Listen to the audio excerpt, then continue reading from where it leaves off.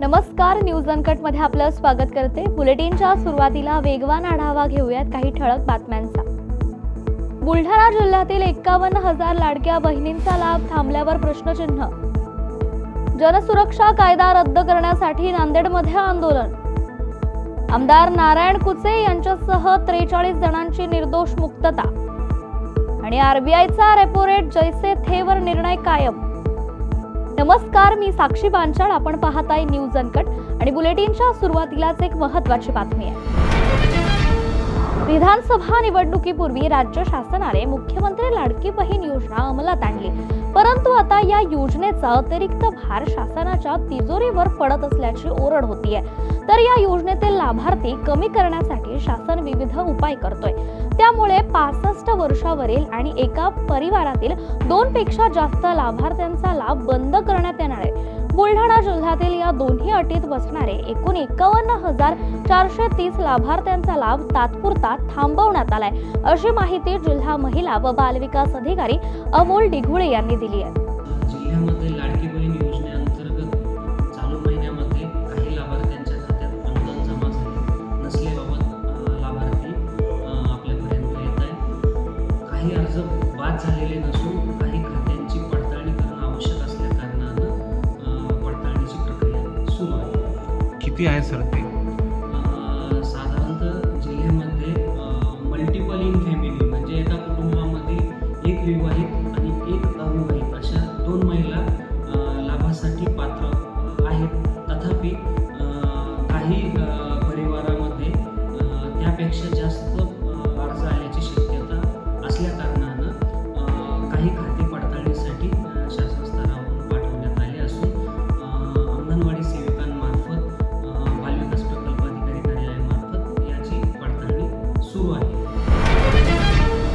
जनतेला गुलाम बनवणारा 2024चा जनसुरक्षा कायदा रद्द करण्यासाठी महाराष्ट्र निर्भय पार्टी नांदेड यांच्या वतीने नांदेड जिल्हा अधिकारी कार्यालयासमोर आंदोलन करण्यात आले। यावेळी जिल्हा अधिकाऱ्यांना निवेदन देत कायदा रद्द करण्याची मागणी करण्यात आली आहे। यावेळी निर्भय पार्टीचे कार्यकर्ते व पदाधिकारी देखील उपस्थित होते। आमदार अब्दुल सत्तार पालकमंत्री असताना त्यांनी सिल्लोड, सोयगाव व फरदापूर येथे अत्याधुनिक सीसीटीव्ही निगराणी प्रकल्प उभारण्यासाठी जिल्हा नियोजन मंडळातून मंजुरी देत यासाठी 12,50,00,000 रुपयांचा निधी मिळवून दिला होता। तर हा प्रकल्प पूर्णत्वास येऊन आज त्याचं उद्घाटन आमदार सत्तार यांच्या हस्ते संपन्न झालं। या प्रकल्पाअंतर्गत अद्ययावत नवीन टेक्नॉलॉजीचे कॅमेरे बसवण्यात आले। पुढील 5 वर्ष दुरुस्ती देखभाल संबंधित एजन्सीकडे असणार आहे। 130 कॅमेरे लावलेले आहे। शहरवासियांना विनंती आहे का वाहतूक असेल, ज्या ठिकाणी छोटे मोठे व्यवहार करणारे किंवा गाडी असेल, ती छोटी गाडी असेल मोठी गाडी असेल, यांना सर्वांनी आपापल्या ठिकाणी सुरक्षित ठिकाणी ठेवावं। जाणाऱ्या येणाऱ्यांना अडचण निर्माण होणार नहीं, याची दक्षता घ्यावी। मेरे सिल्लोड शहर के सभी शहरवासियों को मेरी गुजारिश, रिक्वेस्ट, विनंती रहेगी कि आज से हमारे सिल्लोड शहर में 130 सीसीटीवी कैमरे लगाए गए हैं, जिसकी वजह से सिल्लोड के नियम, सिल्लोड का पुलिस ने जो आह्वान किया है उसकी सबों ने अमलबजावनी करना चाहिए। जय हिंद, जय महाराष्ट्र। रिझर्व्ह बँक ऑफ इंडियाचे गव्हर्नर संजय मल्होत्रा यांनी आज पतधोरण जाहीर केलंय। आरबीआयने सध्याचा जो रेपो रेट आहे त्यात बदल केलेला नाहीये, तर आरबीआयने 5.5% रेपो रेट कायम ठेवलाय। रिझर्व्ह बँकेने यापूर्वीच्या पतधोरण विषयक समितीच्या बैठकांमध्ये रेपो रेट मध्ये कपात केली होती। पतधोरण समितीच्या सलग 3 बैठकांमध्ये दर कपातीचा निर्णय घेतल्यानंतर 4थ्या बैठकीत रेपो रेटचे दर जैसे थे असे ठेवण्यात आले। या बातमीसह बुलेटिन मध्ये एक छोटीशी विश्रांती, लगेचच परत येऊ। पाहत रहा न्यूज अनकट। या पावसाळ्यात परफेक्ट मेमरीज क्रिएट करा अंधारपन फार्म्स अँड रिसॉर्ट्सच्या अमेझिंग पॅकेजेससह। Deluxe rooms, comfortable stay, tasty breakfast, high tea snacks आणि डिनर फक्त 1500 पर पर्सन। कपल्ससाठी खास deck rooms, perfect nature view सह रिलॅक्स करा फक्त 3,300 मध्ये। ॲडव्हेंचर्स प्रेमींसाठी आहे स्टे आणि अंधारपन ट्रेक फक्त 1700 पर पर्सन। अधिक माहितीसाठी आजच संपर्क करा आणि इन्स्टा पेजला फॉलो करा। विश्रांतीनंतर पुन्हा एकदा स्वागत. उर्वरित काही महत्त्वाच्या बातम्यांवर एक नजर टाकूयात. जालन्याच्या अंबड येथे छत्रपती शिवाजी महाराजांचा पुतळा उभारल्याप्रकरणी आमदार नारायण कुचे यांच्यासह 43 जणांची निर्दोष मुक्तता करण्यात आली आहे. अंबड शहरातील पाचोड नाक्यावर छत्रपती शिवाजी महाराजांचा पुतळा विनापरवाना बसवण्यात आल्याच्या प्रकरणी नारायण कुचे यांच्यासह 43 जणांविरुद्ध अंबड पोलीस ठाण्यात गुन्हा दाखल करण्यात आलाय. तर या प्रकरणी सुरू झालेल्या खटल्यात न्यायालयाने एकूण 6 साक्षीदार तपासले. मात्र उपलब्ध पुरावे आणि युक्तिवाद अपुरे व अविश्वसनीय असल्याचं नमूद करत न्यायालयाने आमदार नारायण कुचे यांच्यासह 43 जणांवर निर्दोष मुक्त करण्याचे आदेश दिले. 2019ला छत्रपती शिवाजी महाराजांचा पुतळ्याचं आगमन झालं, त्यात आम्ही बसविला म्हणून असं आमच्यावर पोलिसांनी गुन्हे दाखल केले होते. पण आम्ही जनतेच्या इच्छाशक्ती आणि लोकांनी मॉपमध्ये बसविलेला पुतळा, पण आम्हाला त्याच्यात आरोपी करून 44 लोकांवर गुन्हे दाखल केले होते. त्याबद्दल आम्हाला माननीय न्यायालयाने मनापासून निर्दोष सोडलं, त्याबद्दल मी न्यायालयाचे आभार. महाडच्या छत्रपती संभाजीनगर मंडळातर्फे जून 2025 लॉटरी अंतर्गत 1341 सदनिका व नाशिक मंडळातील 67 अशा एकूण 1408 परवडणाऱ्या घरांसाठी अर्ज प्रक्रिया सुरू करण्यात आली आहे. इच्छुकांनी 31 ऑगस्ट 2025 रोजी रात्री 12 वाजेपर्यंत ऑनलाईन अर्ज आणि अनामत रक्कम भरून नोंदणी करावी असं आवाहन मुख्य अधिकारी दत्तात्रय नवले यांनी पत्रकार परिषदेत केलंय.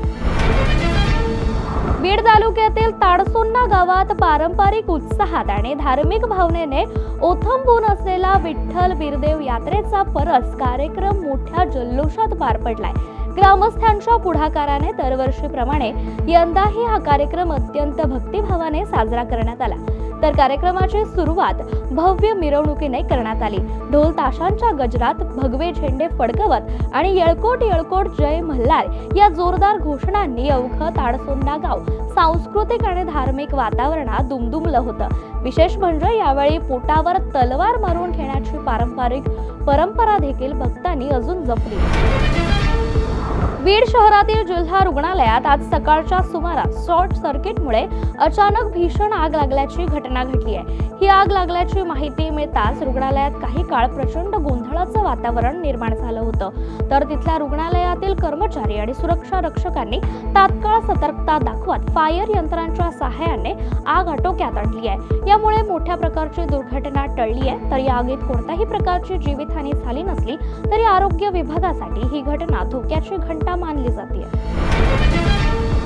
या बातमीसह बुलेटिन मध्ये एक छोटीशी विश्रांती. लगेचच परत येऊ. पाहत रहा न्यूज अनकट.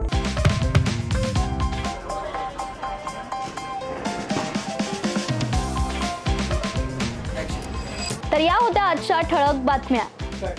हा काही रॅन्डम गोंधळ नाही. ब्रेकिंग न्यूजच्या पुढे जाऊन जगाच्या कानाकोपऱ्यातलं अनकट सत्य दाखवणारे आम्ही आहोत न्यूज अनकट. न्यूज अनकट म्हणजे फक्त बातमी नाही, तर प्रत्येक घडामोडी मागचं खरं रॉ ट्रुथ. जगाच्या कानाकोपऱ्यातलं 100% अनकट सत्य. No drama, no filters, just truth. ग्लॅमरचं धम्माल जग, स्टार्सचे मसालेदार किस्से आणि पडद्यामागचे रिअल हिरोज. बॉलिवूड पासून मराठी सिनेमांपर्यंत फुल ऑन एंटरटेनमेंट फक्त कलारंजनमध्ये. गुन्ह्यांचा पर्दाफाश, थेट तपास आणि शॉकिंग रिव्हिल्स. क्राईम कनेक्शन जाणून घ्यायचंय? मग पहा न्यूज अनकटचा क्राईम रिपोर्ट. आता शेती म्हणजे फक्त नांगरच नाही, तर ड्रोन, डाटा, डिजिटल आयडियाज आणि शेतकऱ्याचा नवीन अवतार. पहा कृषी विश्व, प्रगतीची एक नवी दिशा. हेल्दी राहायचंय, फिट राहायचंय? मग जाणून घ्या फिटनेसच्या simple tips, healthy diet plans news अनकटच्या धन्वंतरीमध्ये. गल्लीपासून दिल्लीपर्यंत थेट सडेतोड आणि रोखठोक रिपोर्टिंग. राजकारणातील सगळे खेळ नो फिल्टर स्टाईलमध्ये. #राजकारण न्यूज अनकटवर. जगाकडे बघण्याचा नवा दृष्टिकोन. ही गोष्ट ऐकलीत का, जी तुम्हाला विचार करायला लावेल? पहा विषय काय. शेवटच्या क्षणाचा थरार, मैदानावरील धमाल, खेळाडूंचे किस्से आणि बरंच काही. क्रीडा विश्वमध्ये सर्व काही. प्रत्येक बातमी, प्रत्येक विषय, प्रत्येक घटना थेट तुमच्यापर्यंत. नो फिल्टर, नो बायसनेस, बातमी जशी आहे तशीच दाखवणार. आणि आता एक big update, News Uncut is levelling up. आता न्यूज अनकट घेऊन येत आहे एक नवीन स्वतंत्र चॅनल, जिथे सगळं काही थेट, रिअल आणि अनकट असणार. More content, more shows, more real talks. Presenting uncut explained. विश्रांतीनंतर पुन्हा एकदा स्वागत. पुढची अत्यंत महत्त्वाची बातमी आहे. अमरावतीत स्पीड ब्रेकर्सच्या मागणीसाठी भीम ब्रिगेडकडून रास्ता रोको आंदोलन करण्यात आले. जेल क्वार्टर चौकातील फ्रेझरपुरा पोलीस चौकी समोरील रस्त्यावर वाहनांची मोठी वर्दळ असते. अशातच विद्यार्थी देखील रस्ता ओलांडत असतात, त्यामुळे भीषण अपघाताची शक्यता वर्तवली जाते. त्यामुळे चपराशीपुरा चौकात गतिरोधक लावण्यात यावं अशी मागणी भीम ब्रिगेड संघटनाच्या वतीने मनपासह सार्वजनिक बांधकाम विभागाला याआधी देखील करण्यात आली होती. मात्र प्रशासनाने यावर दुर्लक्ष केलं. त्यामुळे भीम ब्रिगेडनं रास्ता रोको आंदोलन करून प्रशासनाच्या विरोधात घोषणाबाजी केली आहे. तर यावेळी चांदूर रेल्वे ते अमरावती मार्गावरील वाहतूक ठप्प झाल्याचं चित्र पाहायला मिळालं. सर्वांना क्रांतिकारी जय भीम, जय संविधान. आज भीम ब्रिगेड महाराष्ट्र संघटनेच्या वतीने फ्रेझरपुरा पोलीस चौकी चपराशीपुरा या ठिकाणी अतिशय वर्दळीचा रस्ता आहे. चांदूर रेल्वे अमरावती हायवे आहे. या ठिकाणी मोठ्या प्रमाणात मोठे ट्रेलर वगैरे वाहतूक करतात. या ठिकाणी राहुल नगर, बिच्छू टेकडी हा प्रभाग आहे आणि या ठिकाणी वस्ती असल्यामुळे आणि स्लम वस्ती असल्यामुळे या ठिकाणचे पूर्ण विद्यार्थी उर्दू हायस्कूलमध्ये आणि मराठी मनपा शाळेमध्ये जातात. मात्र या ठिकाणी कोणत्याही प्रकारचे ब्रेकर नाही. या ठिकाणी या अगोदर कित्येक अपघात झाले. अमरावती शहर गुन्हे शाखा युनिटनं नागपुरी गेट पोलीस स्टेशन परिसरात धाडस सत्र राबवलंय. गुलिस्तानगर येथील 40 वर्षीय अब्दुल सलाम अब्दुल सत्तार याच्याकडे अवैध डिझेल साठवण केल्याची गुप्त माहिती मिळताच छापा टाकला. तेथून 79,695 रुपये किमतीचे डिझेल जप्त करण्यात आले. तर दुसरीकडे तिथलाच मुझफ्फरपुरा परिसरात ऑटोमध्ये अवैध गॅस रिफिलिंग होत असल्याची माहिती मिळताच तिथे सुद्धा त्यांनी धडक कारवाई केली आहे. तर सदर ठिकाणी जवळपास 1,38,000चा मुद्देमाल जप्त करण्यात आलाय.